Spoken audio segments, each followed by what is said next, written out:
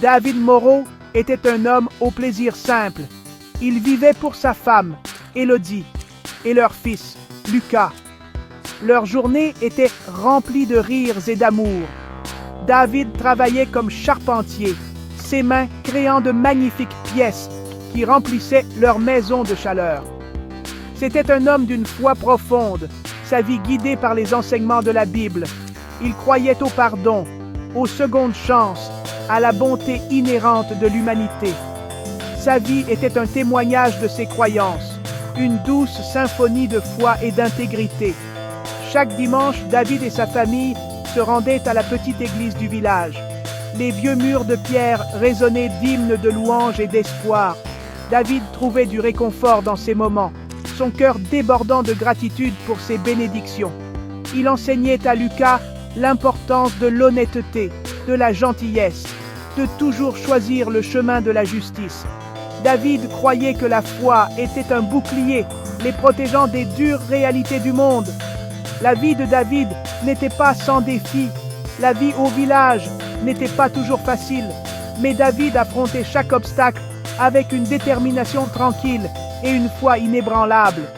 Il croyait que Dieu ne leur donnerait jamais plus qu'ils ne pouvaient supporter. Cette conviction était la pierre angulaire de son existence, la lumière qui illuminait même les chemins les plus sombres. Par un après-midi d'automne frais, une ombre est tombée sur l'existence paisible de David. Une silhouette a émergé de la poussière tourbillonnante de la route. Une silhouette qu'il n'avait pas vue depuis des années. C'était Samuel, son ami d'enfance. Le temps n'avait pas été clément envers Samuel. Son visage était marqué par les épreuves, ses yeux assombris par le regret. Il avait quitté le village des années auparavant, sous un nuage de honte. Le cœur de David s'est serré pour son vieil ami. Il a vu au-delà de l'apparence usée et a reconnu le garçon effrayé qu'il avait autrefois connu. Sans hésitation, David a embrassé Samuel, l'accueillant dans sa maison et dans sa vie. Élodie a préparé un repas chaud pour leur inviter. Pendant qu'ils mangeaient, Samuel a confessé ses péchés, la voix chargée de remords. Il a parlé de ses années d'errance et des mauvais choix qu'il avait faits. David a écouté patiemment, le cœur rempli de compassion. Il a vu en Samuel une lueur du garçon qu'il était autrefois. Quand Samuel eut terminé, David posa une main sur son épaule. « Tu es le bienvenu ici, Samuel, » dit-il d'une voix ferme mais douce. « Nous faisons tous des erreurs. Ce qui compte, c'est que tu cherches la rédemption. » Samuel est progressivement redevenu un membre de leur vie. Il aidait David dans son atelier, ses mains retrouvant leur ancienne familiarité avec le bois et les outils. Élodie, avec sa grande bonté, incluait souvent Samuel dans leurs sorties familiales. Lucas, trop jeune pour se souvenir des erreurs passées de Samuel, trouva un compagnon dans cet homme calme et pensif. Pendant un certain temps, une paix fragile s'est installée sur eux, comme le soleil perçant à travers les nuages d'orage. Mais cette paix n'était pas destinée à durer. Samuel, malgré la foi inébranlable que David lui portait, nourrissait une obscurité en lui.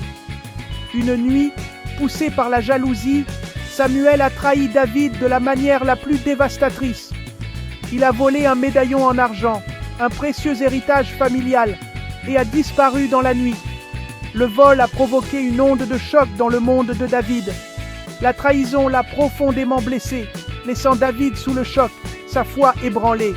Il se sentait comme un homme à la dérive en mer, l'encre de ses convictions arrachée par une tempête de tromperie.